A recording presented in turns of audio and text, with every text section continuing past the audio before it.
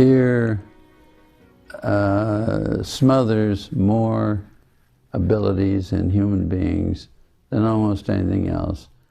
Well, I still think that smiling and laughter release a whole bunch of more endorphins than fear and intimidation.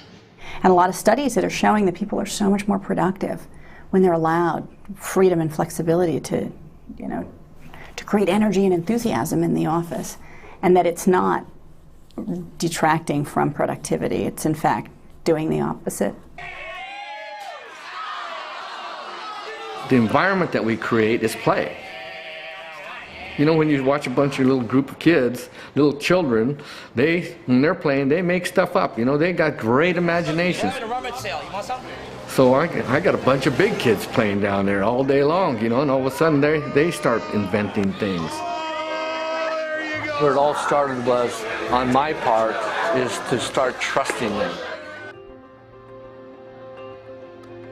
I do think we use that play mentality to think of new ways to approach things, to try to think outside the box and do the unusual, to say yes as often as we can.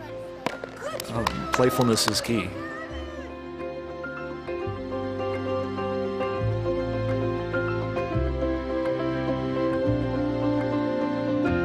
And call centers have always been very structured, and you don't do this and you don't do that, because we always thought, well, you're not going to be the most productive and the customer's going to suffer.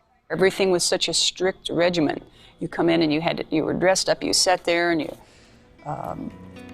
you knew that you had to place your calls, you couldn't take your shoes off, you couldn't just relax. I mean, you came in, you did your job, and that's what you did. But it wasn't fun to come to work. Our minds were not open to really trying new things. Well, today it's a lot different than it was 10 years ago.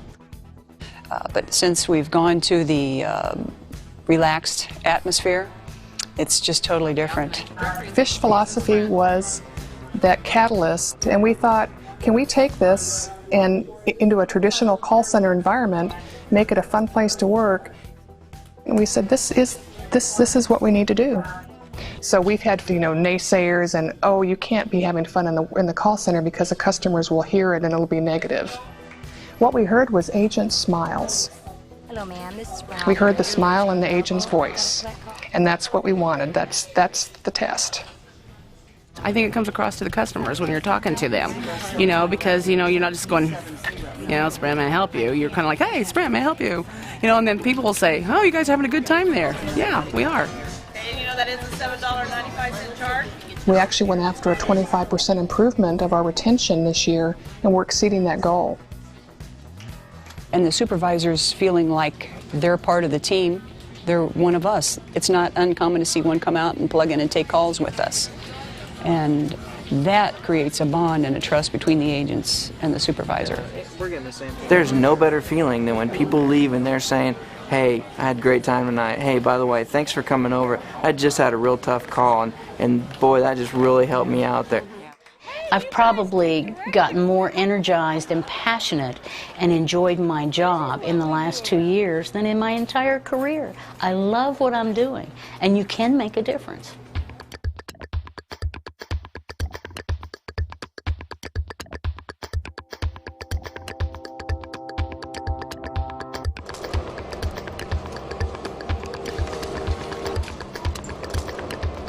In the ski industry, everybody has the same stuff.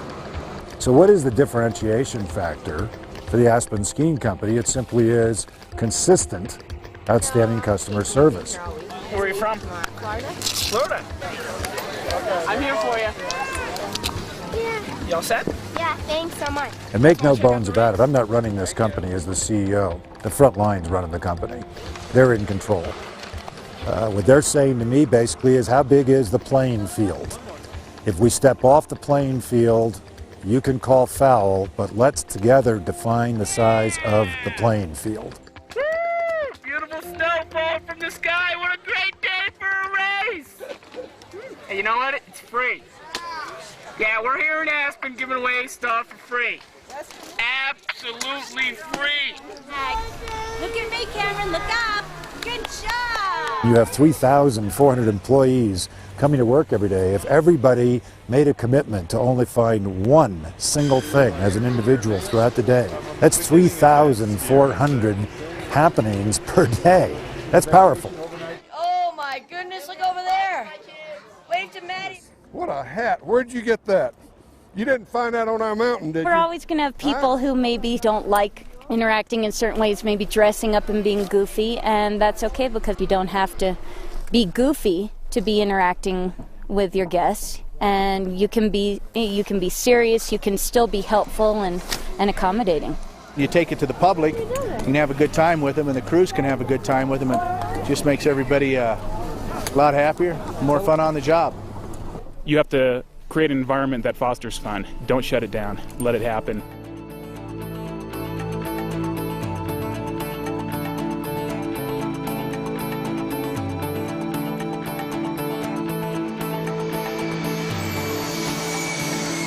Checking bags? How you doing, sir? It's servant leadership, doing the right things by people. Some years ago I was asked at a meeting of analysts, and when I was describing how Southwest Airlines function, and somebody in the audience said, "But how do you keep control?" And I said, "Never had control, don't want control. Liberate people."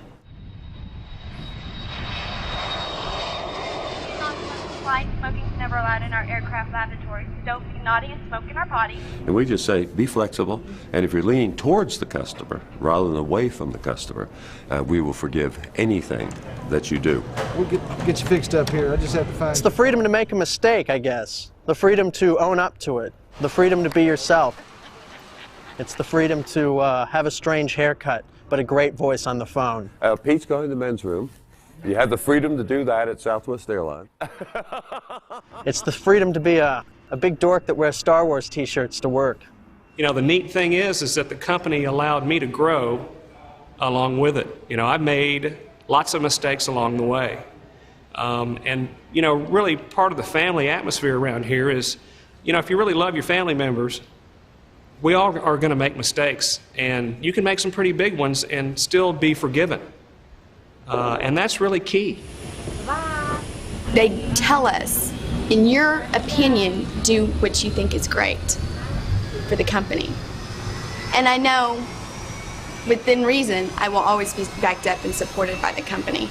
We may go back and say, you know, if you have this same type of situation next time, you might consider doing this or that, but they never get in trouble as long as they benefited the customer. Okay. There you go. Can I help you, please? Yes. Planes, that probably would be a good flight for you, traveling with children, don't you imagine? Oh, yes, that would be great. Actually, And people have enormous power to do the right thing if they really feel comfortable that they can.